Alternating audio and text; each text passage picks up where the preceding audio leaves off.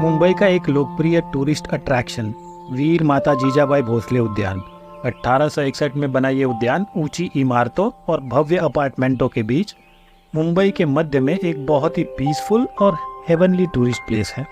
60 एकड़ भूमि में फैला ये चिड़ियाघर 6600 से अधिक पेड़ों और विभिन्न प्रजातियों के 300 से ज्यादा जानवरों का परमानेंट घर है।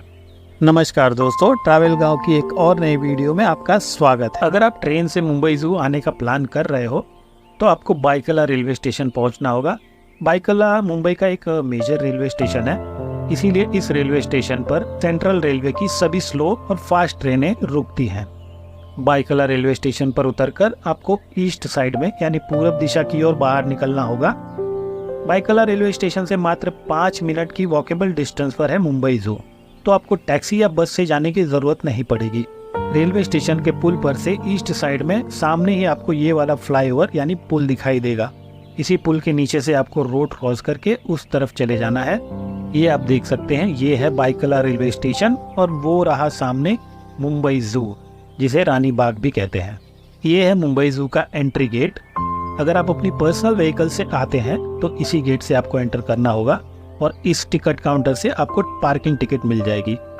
2 व्हीलर का 5 रुपया और 4 व्हीलर का 20 रुपया पार्किंग चार्जेस है। ये आप देख सकते हैं 2 व्हीलर का पार्किंग एरिया बहुत स्पेशियस है।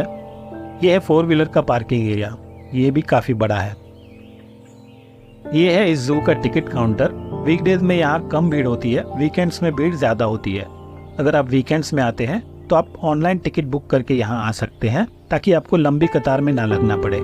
इस टिकट काउंटर पे आपको कैश देकर या यूपीआई पेमेंट करके टिकट मिल जाता है।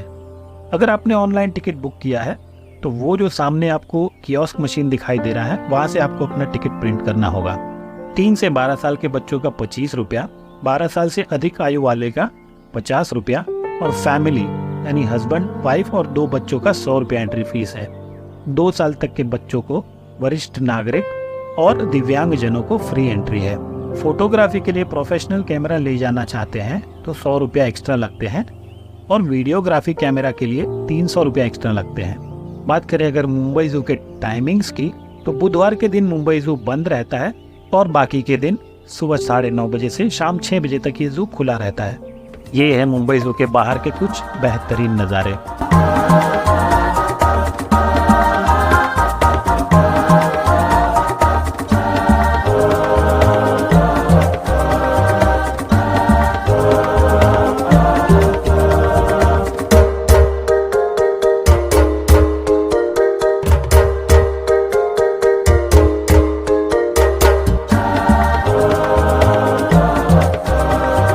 ये है एंट्री गेट। यहाँ लगातार अनाउंसमेंट हो रहा है कि मुंबई जू को प्लास्टिक फ्री जोन घोषित किया गया है, तो जू के अंदर आप सिंगल यूज प्लास्टिक नहीं ले जा सकते।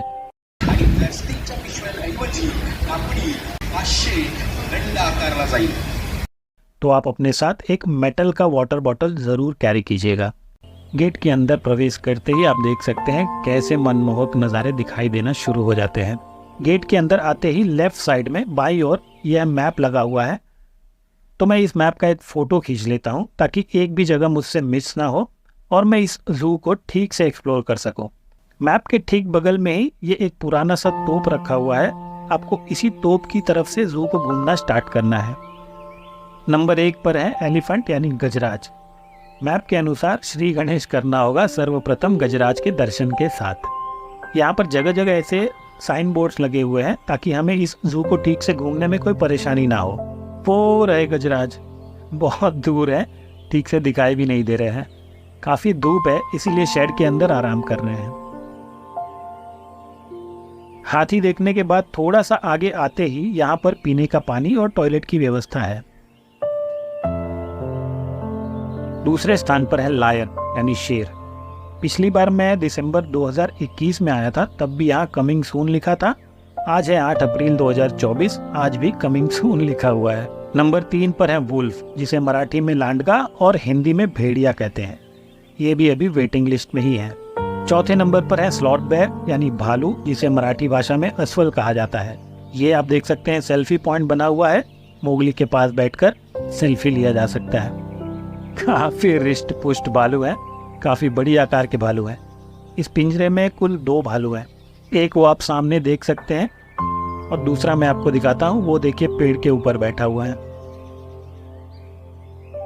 मैप में इस जगह का नाम स्टोनी ग्रोटो है।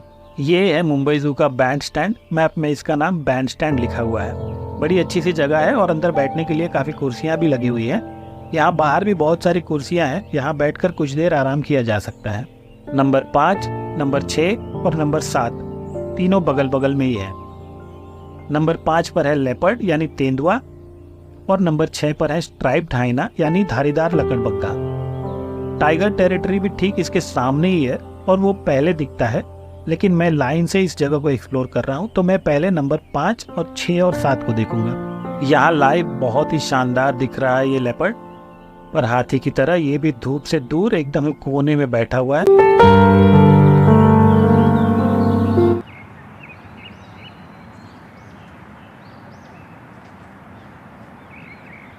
पर है हमारे लकड़बग्गा साहब जो कि आराम फरमा रहे हैं और इनका साथी वहां धूप में घूम रहा है।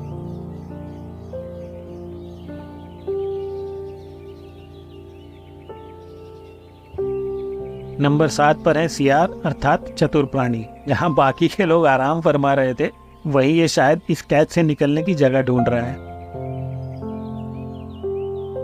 टाइम आ गया है सबसे हैपनिंग प्राणी को देखने का, मेरा मतलब है द टाइगर। 8वें स्थान पर है मुंबई जू के फेवरेट और मेरे सेकंड फेवरेट यानी टाइगर, जिसे हिंदी में बाघ और मराठी भाषा में वाघ कहते हैं। वैसे आपका फेवरेट प्राणी कौन सा है, प्लीज कमेंट करके बताइएगा।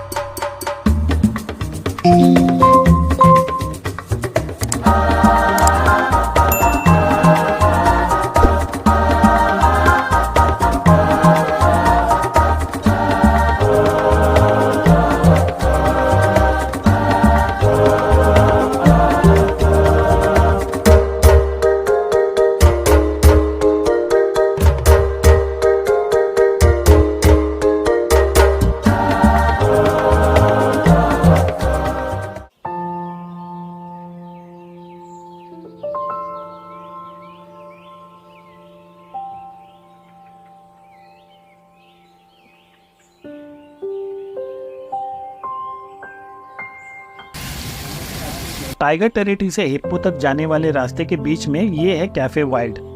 यहाँ समोसे, बर्गर, पिज़्ज़ा और चाय कॉफ़ी मिल जाएंगे और बगल में ये पीने का पानी और टॉयलेट की सुविधा। सांबर वाले एरिया में तो काम चल रहा है, तो फिलहाल सांबर वहाँ नहीं है। बढ़ते हैं नंबर 10 यानी हिप्पो की ओर। यहाँ टोटल 4 हिप्पो हैं। 2 यहाँ हैं जो आपको सामने दिखाई दे रहे हैं और 2 आगे हैं जो अभी मैं आगे जाकर देखूंगा। ये वाले तो कुछ ज़्यादा ही बड़े दिख रहे हैं, ऐसा लग रहा है कि जैसे हाथी हो।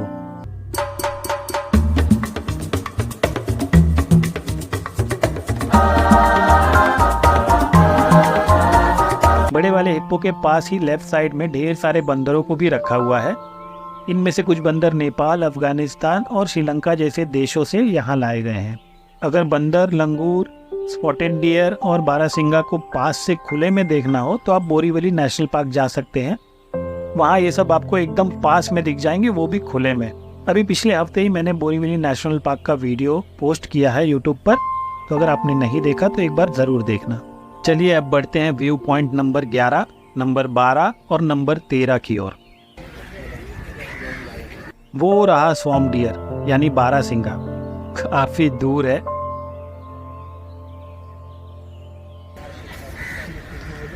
यह स्पॉटेड डियर जिसे चित्तल कहते हैं, ये भी काफी दूर है।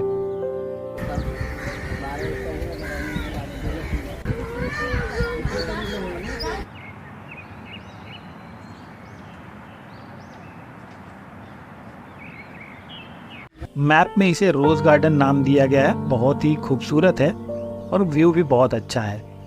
इस जू की सबसे अच्छी बात यह है कि इसे काफ़ी अच्छे से मेंटेन किया गया है और हाइजीन का और साफ़ सफाई का बहुत ध्यान दिया गया है। नंबर 14 पर है इस जू का सबसे मेन अट्रैक्शन, जिसका नाम है हमबोल्ट पेंगुइन सेंटर। ये आप देख सकते हैं, पेंगुइन सेंटर की एंट्री गेट पर ही कितना सुंदर सा फव्वारा है। मुझे लगता है भारत में एकमात्र ये जू ऐसा है जहाँ पर पेंगुइन्स आपको दिखाई देंगे। ये है पेंगुइन सेंटर के अंदर के नज़ारे।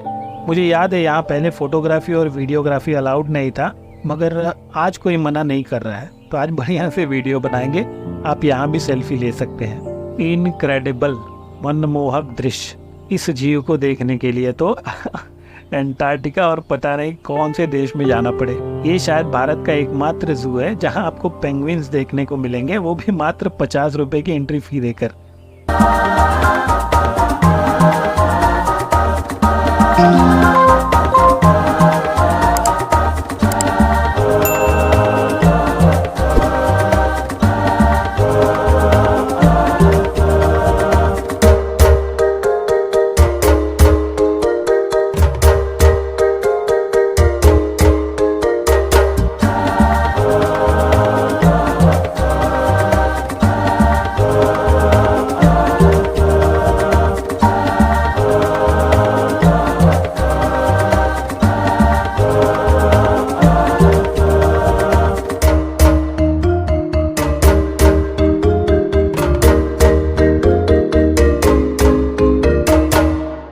लास्ट टाइम जब मैं आया था तो हार्डली 10 से 12 पेंगुइन्स ही थे, पर आज 8 अप्रैल 2024 के दिन यहाँ मुझे 20 से ज़्यादा पेंगुइन्स दिखाई दे रहे हैं। और मज़े की बात यह है कि सारे खूब उछल कूद कर रहे हैं। बहुत लाइवली सीन है, बहुत ही अट्रैक्टिव सीन है। इस सेंटर को -डिग्री पर मेंटेन किया जाता है और जो विजिटर्स हॉल है वो भी फुल्ली एयर कंडीशनड है।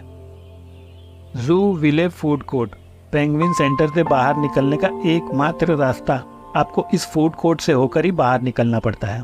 देखने में तो फूड कोर्ट काफ़ी अच्छा बनाया हुआ है।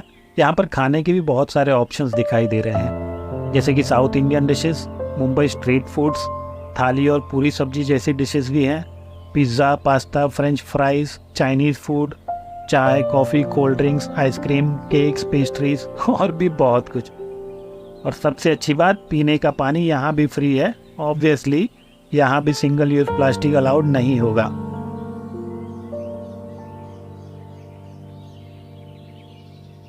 मैप के अनुसार ये है नंबर 15 पर ऑडिटोरियम। ऑडिटोरियम के ठीक सामने ही है फॉरेस्ट ट्रेल। इसमें घूमकर आप घने जंगल में घूमने का आनंद उठा सकते हैं। बहुत ही घना है। मैप में नंबर 16 पर है ये एम्पी थिएटर।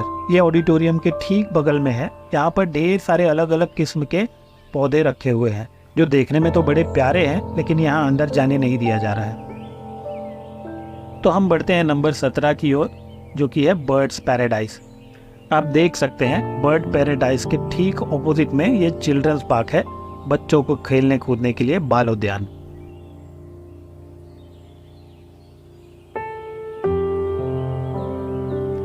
इस बर्ड पैराडाइज के अंदर आपको हॉर्नबिल, ढेर सारे पैरट्स की प्रजातियां यानी तोते की प्रजातियां और मोर जैसे पक्षी देखने को मिलेंगे।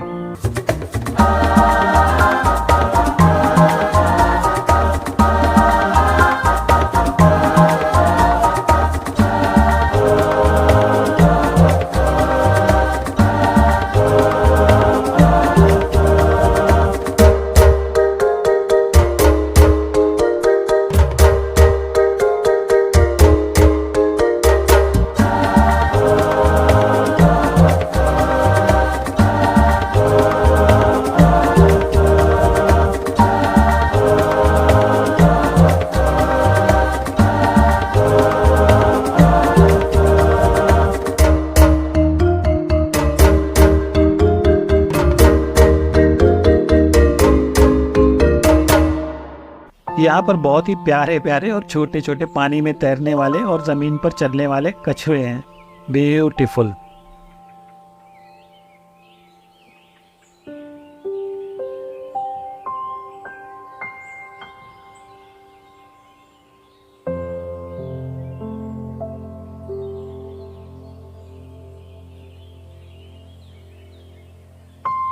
नंबर 19 पर है ये बटरफ्लाई गार्डन, पर अनफॉर्चुनेटली मुझे यहाँ एक भी तितली नहीं दिखाई दी। 20वें स्थान पर ये क्रॉकटेल, एक और शानदार, शांत लेकिन बहुत ही खतरनाक प्राणी जिसका नाम है मगरमच्छ। यहाँ 2 प्रकार के मगरमच्छ हैं, एक है भारतीय घड़ियाल और दूसरा है एलिगेटर। आप देख सकते हैं ये 2 फ्लोर का है। अगर मगरमच्छ पानी से बाहर है या कांच से दूर है तो आपको ऊपर वाले फ्लोर से साफ दिखाई देंगे, और अगर कांच के पास है तो नीचे वाले फ्लोर से बहुत पास और साफ दिखाई देंगे। यहाँ आप मगरमच्छ को बहुत नज़दीक से देख सकते हैं। यहाँ आपके और मगरमच्छ के बीच में बस ये एक कांच की दीवार है।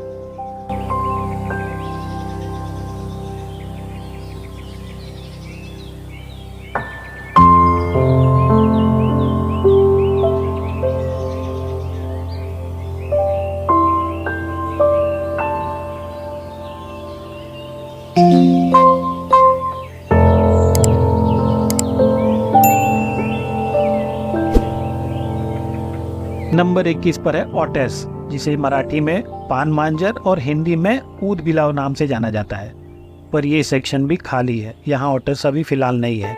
बारी आ गई है नंबर 22 और इस जू के अंतिम सेक्शन की, एक्वा बर्ड्स पॉइंट, यानी एक्वेटिक बर्ड्स पॉइंट की।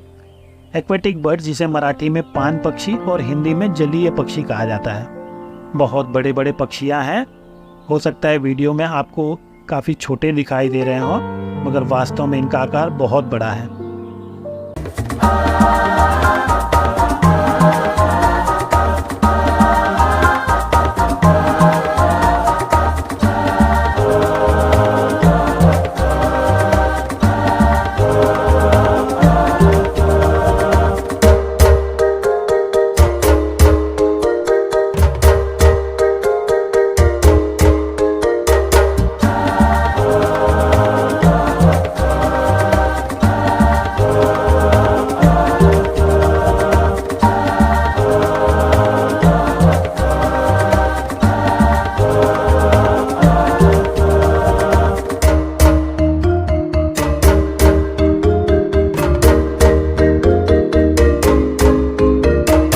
दोस्तों, ये था द मुंबई जू।